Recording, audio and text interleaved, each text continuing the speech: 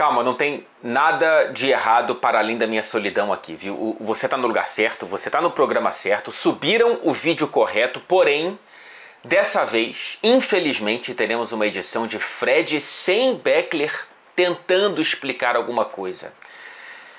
Não dá para explicar tanto, muito menos justificar, mas o fato é que o Marcelo Beckler não tá aqui hoje porque ele tá indo para aí, se você tá no Brasil. Marcelo está de mudança de Barcelona para São Paulo e por conta de todas as atribuições e atribulações de uma mudança como essa, eu estou tendo a missão de apresentar esse programa tão importante de maneira solo. Né? E eu estou num misto aqui de Caetano Veloso me sentindo muito sozinho e Zé Ramalho tentando descer dessa solidão para falar de Liga dos Campeões, porque a Champions hoje está de volta.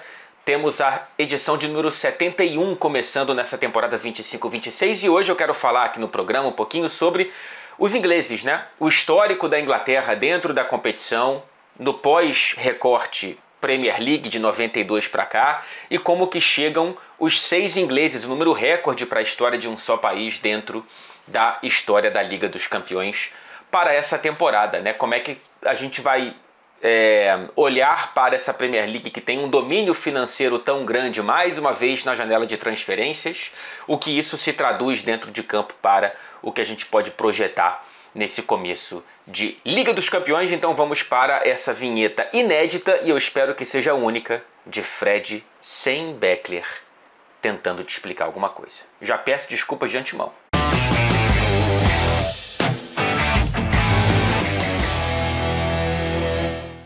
Vamos começar então olhando para o histórico. Repito, abrimos hoje a edição de número 71, portanto temos 70 edições completas da Liga dos Campeões em diferentes nomes, diferentes formatos, mas o fato é que temos 70 campeões. 15 vindo da Inglaterra, cerca de 21,4% dos títulos saíram de clubes ingleses. E sim, 15. O total da Inglaterra é o Real Madrid sozinho. Vamos deixar essa informação decantar um pouquinho no nosso coração?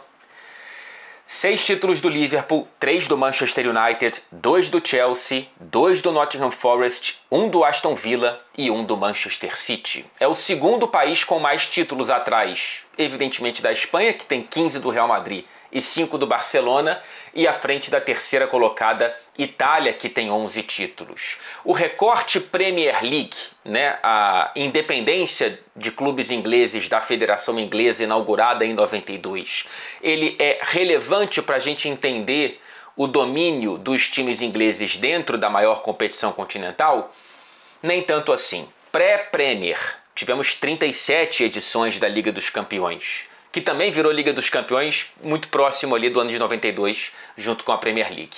São dos 37 títulos antes da inauguração da Premier League, 8 da Inglaterra, então a porcentagem de 21,6%, 4 do Liverpool, 2 do Forest, 1 do Manchester United e 1 do Aston Villa. O Real Madrid já tinha 6, já era o maior campeão da competição. E pós-Premier temos 33 edições completas com 7 títulos da Inglaterra, 21,2%. 2 de Manchester United, Chelsea e Liverpool e 1 do Manchester City para completar os 7 títulos ingleses, e o Real Madrid teve 9. Ou seja, quando os times da Inglaterra se organizaram, depois deles se organizarem e ao longo desses mais de 30 anos de Premier League aumentar cada vez mais o domínio financeiro do músculo de uma liga dentro do futebol europeu, o Real Madrid aumentou ainda mais a própria soberania dentro da Liga dos Campeões. Antes da Premier League 6, depois da Premier League 9 títulos do Real Madrid. Então, olhando para a Premier League, sem comparar com o Real Madrid e sim com o restante da Europa, no total 21,4%, pré-Premier League 21,6%, pós-Premier League 21,2%. Tá tudo ali dentro da casa dos 21% e cai um pouquinho pós-Premier League. Então, assim, olhando só para título, né, o que não é um ângulo que responde muita coisa, mas responde alguma coisa, porque é claro que para olhar um pouquinho para outras perspectivas, você tem que olhar para finais, para presença em semifinais, em quartas de final e tudo mais. E é isso que a gente vai fazer, olhando para as últimas 5 temporadas, o histórico recente, para entender um pouquinho mais o quanto que a Premier League está querendo, está conseguindo, o que quer, demonstrar dentro de campo, o que vem conseguindo fazer fora dele, no mercado de transferências e nos acordos financeiros, comerciais, de direitos de TV e tudo mais. Nas últimas 5 temporadas, portanto, 24, 25, em todas elas, em cada uma delas, tínhamos 4 ingleses, tá? 24, 25, temporada passada, 3 ingleses nas oitavas, 2 nas quartas e apenas 1 nas semifinais. 23, 24, 2 nas oitavas, 2 nas quartas, nenhum a partir das quartas. E aí 22, 23, 4 nas oitavas, 2 nas quartas, 1 nas semis e 1 na final, campeão, o título inédito do Manchester City. 21, 22, 4 nas oitavas, 3 nas quartas, 2 nas semis, 1 na final, o Liverpool vice para o Real Madrid em Paris. Em 20 21, para fechar esse nosso recorte das últimas 5 temporadas, 3 ingleses nas oitavas, 3 nas quartas, 2 nas semis e 2 na final. O Chelsea campeão no Porto, em cima do Manchester City. Então, nas últimas 5 temporadas, tivemos 2 títulos ingleses, 3 finais com presença inglesa, uma final 100% inglesa, uma temporada sem qualquer inglês nas semifinais e 2 temporadas sem qualquer inglês nas finais, as 2 últimas. Então, olhando para esse recorte de 5 anos, existe sim um certo domínio da Premier League, de times ingleses, no funil final da Liga dos Campeões. Nas últimas 2, o domínio foi muito menor, né? Com nenhuma presença na final e apenas uma presença nas semifinais, o Arsenal na temporada passada. Mas é um domínio que a gente pode observar nesse retrospecto recente da Premier League em relação a outras ligas. Não é nada se comparado, por exemplo, ao domínio brasileiro na Libertadores, com 6 títulos seguidos, fora as presenças em semifinais, em finais 100% brasileiras, né? Ou quase isso.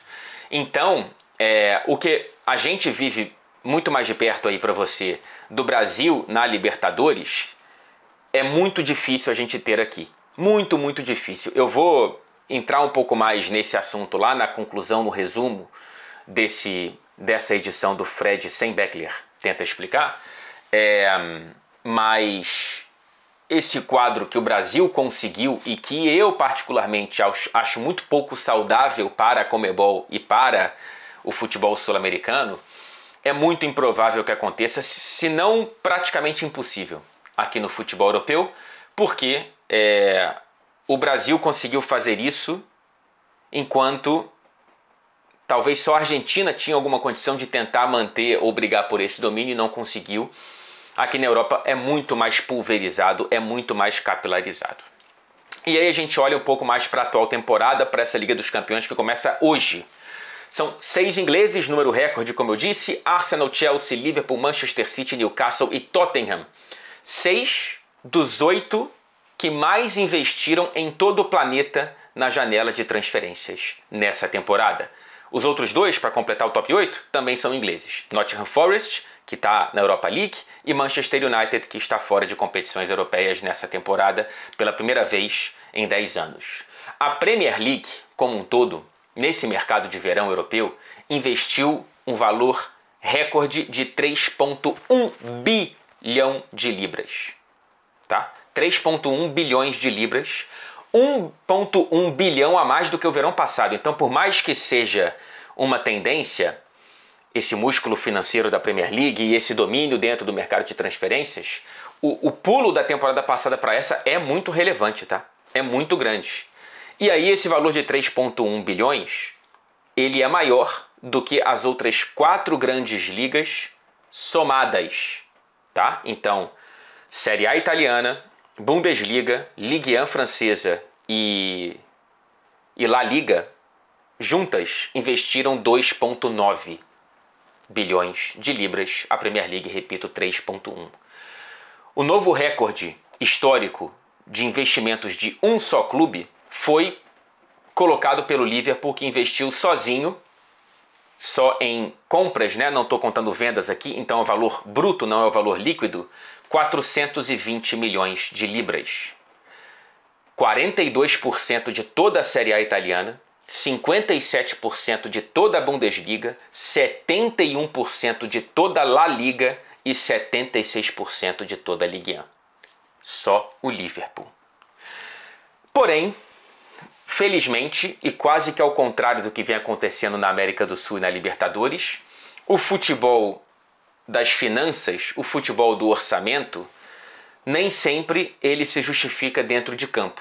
Até porque, como já nos explicou o livro que eu ainda recomendo, Soccernomics, de décadas atrás, o grande balizador financeiro, se é que existe um para você tentar entender o que pode se passar ou projetar dentro de campo, é a folha salarial mais do que as transferências. Mas, de qualquer maneira, quando a gente olha para tudo isso que a Premier League está gastando e olha para os participantes dessa temporada, quais, na prática, estão de fato com o nível de competir com, vamos lá, os dois principais clubes europeus da Champions passada, PSG e Barcelona, ou até com o próprio Real Madrid, Bayern de Munique, ou Napoli, Juventus, Inter de Milão, talvez, não sei se, acho difícil que nessa temporada volte a fazer o que vem fazendo nas últimas, mas enfim, Atlético de Madrid, não sei, também está começando mal essa temporada, mas enfim, o que de fato a gente vê nos participantes atuais da Premier League para projetar, talvez, um retorno de um representante inglês para uma final de Liga dos Campeões, o que não acontece desde a temporada 22-23, ou de uma final 100% inglesa, o que não acontece desde a temporada 20-21, não é tão simples assim, porque a gente tem gigantes em outros países e tentar pensar que esse domínio financeiro da Premier League vai resultar-se em um domínio dentro de um mata-mata continental com tantos clubes gigantes em outros países, eu acho que é uma expectativa um pouco inocente e bastante apressada, e tomara que ela esteja errada, porque quanto menos soberania, quanto menos monocromática for a competição, eu acho que é melhor para as torcidas e para o futebol. Mas enfim, olhando para os 6 ingleses, tá? Eu acho que um time larga ocupando a primeira prateleira sozinho, e aí tá do lado de PSG, de Barcelona, aqui tudo projeção, tá, gente? Com base na reta final da temporada passada e do que aconteceu nesse mercado de verão, que é o Liverpool, né? Campeão da Premier League, rei do mercado de transferências, trouxe o Isaac nos finalmente da janela de transferências, e ainda que haja um desequilíbrio ali financeiro desse livro, financeiro não, defensivo desse livro, financeiro não tem porque vendeu muito bem para comprar muito bem. Ainda que haja uma questão de integração de tantos reforços de linha nesse time titular, o livro pode colocar em campo metade dos jogadores de linha como reforços e recém-chegados, eu projeto esse Liverpool chegando muito forte no mata-mata, vai dar tempo de dar liga, vai dar tempo de clicar, e eu acho que esse Liverpool é uma força muito, muito grande para buscar todos os títulos nessa temporada. O Arsenal, atual semifinalista, eu acho que ele pode conversar com essa primeira prateleira continental. É um time que foi muito bem nesse mercado também, e mesmo sofrendo mais uma vez com lesões nesse começo de temporada, Saka, Odegaard, Havertz, Saliba e outros, o elenco do Arsenal talvez seja o mais equilibrado e o mais completo do futebol inglês. E, enfim, trouxe o Eberechiese, trouxe o Gyökeres, trouxe o Zubimendi, golaço que ele fez no fim de semana, inclusive. Então, assim, é um Arsenal que eu vejo com uma força muito, talvez, menos mágica, mas com uma eficiência que pode ser chave para essa Liga dos Campeões. E mesmo sem centroavante, com Mikel Merino improvisado, chegou nas semifinais da temporada passada. O futebol não é assim, né? O que aconteceu na temporada passada agora vai ser evolução, mas o Arsenal trabalhou para evoluir o próprio elenco, por isso que eu acho que é natural a gente projetar alguma evolução. Então, o Arsenal é uma força muito grande. O Chelsea pode ser um gaiato aí, nesse grupo, e o Chelsea conquista a Champions assim, né? Dessa vez é menos surpresa, pelo menos começa a temporada com um feijão com arroz muito bem feito ali, né? Campeão da Copa do Mundo, atropelando o PSG na final. Começa a temporada com o João Pedro seguindo muito bem. como foi nos Estados Unidos. O Estevão chegando e parecendo muito bem também. O Palmer com uma lesão, mas não sentindo tanta falta assim do inglês. Eu gosto do que o Chelsea fez nesse mercado. Ainda acho que faltou um goleiro, mas enfim. Talvez o Robert Sanchez seja nessa temporada o que ele foi na final contra o PSG lá na Copa do Mundo. Me parece a terceira força, tá? O Chelsea entre os ingleses. Então eu não descartaria um Chelsea brigando pelo título da Liga dos Campeões. Tá? Eu acho que ele está na conversa. E eu acho que são esses três. O Manchester City para mim não está na conversa. Eu acho uma incógnita muito grande. Apesar de ainda ter Pep Guardiola, apesar de ainda ter Erling Haaland, apesar de ter feito um mercado que traz o Donnarumma, que traz o Reinders, o Cherki que já se machucou, o Aïnouri que também se machucou. É um clube que está vivendo uma crise de lesões tão grande ou maior do que a do Arsenal, porém com um elenco muito mais curto e muito mais desequilibrado do que os Gunners, por uma opção do próprio Pep Guardiola. Então eu não coloco o Manchester City como candidato ao título dessa Liga dos Campeões, não coloco o Tottenham como candidato ao título da Liga dos Campeões, e aí eu acho que é uma questão normal, né? O Tottenham apertou o botão de restart, sabe? No jogo lá, não está dando muito certo, você tira da tomada e coloca de novo. Primeiro trocou o treinador, trocou alguns jogadores e agora troca a cabeça do projeto esportivo, né? O Daniel Levy. Mas é um Tottenham que eu acho que tem um time interessante para ser uma surpresa. Não acho, repito, a ponto de brigar pelo título, mas pode chegar longe, quem sabe. Né? É um Tottenham que Xavi Simons chega com grandes expectativas, e eu acho que ele pode ser realmente a estrela dessa companhia. O ressurgimento do Richarlison agora bem fisicamente para brigar por uma vaga no time titular. A contratação do Mohamed Kudus é muito boa, assim como a do João Palhinha.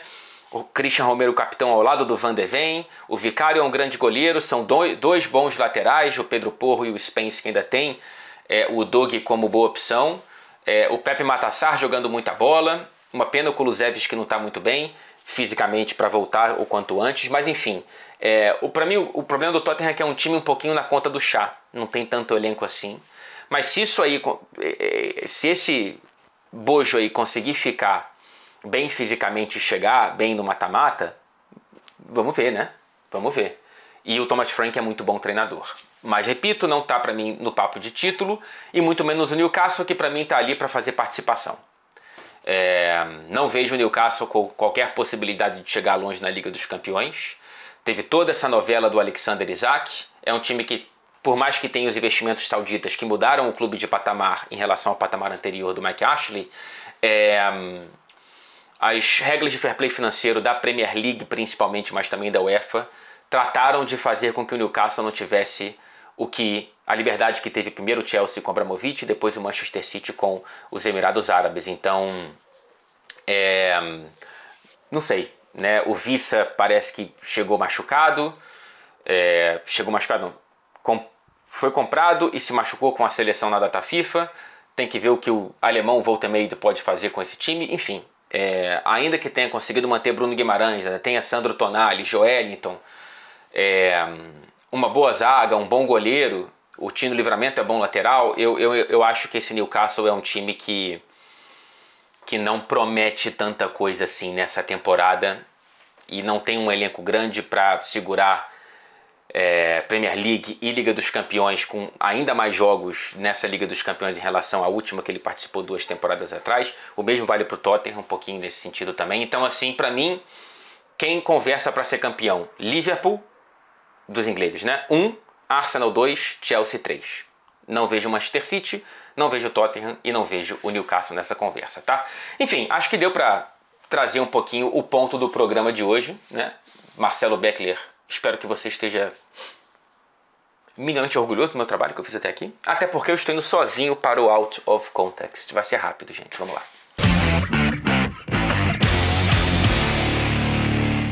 Então, essa dica aqui é do nosso produtor Pseudo, né, que aliás tem um grande canal no YouTube aqui com o Piero, que é o Inside the Box. Fica aqui a recomendação se você gosta de Premier League para seguir o trabalho do Pseudo por lá também. Mas ele ajuda muito aqui também e ele trouxe para mim algo que eu não tinha reparado, viu? Lá na cidade de Liverpool, tem um grande shopping que é bonito e que vale a pena visitar se você gosta de shopping, chamado Liverpool One, tá? Liverpool 1 é o nome da galeria ali de lojas. Dentro dessa galeria tem uma loja do Everton, rival local do Liverpool, e o nome da loja é Everton 2, Everton 2, para fazer o placar, né? Everton 2, Liverpool 1. Por mais que o nome do shopping não seja para o Liverpool Clube de Futebol, e sim para a Liverpool Cidade, o Everton achou uma boa ideia, e eu concordo, foi uma boa ideia. É uma boa brincadeirinha, que já tem anos já, tá? Não é uma loja nova. O nome da loja mantido esse nome, a loja ainda está lá, Everton 2, dentro do shopping Liverpool 1. Pelo menos nesse duelo, o Everton consegue o que não consegue há muito tempo dentro de campo, que é vencer o Liverpool. Vamos para o resumo.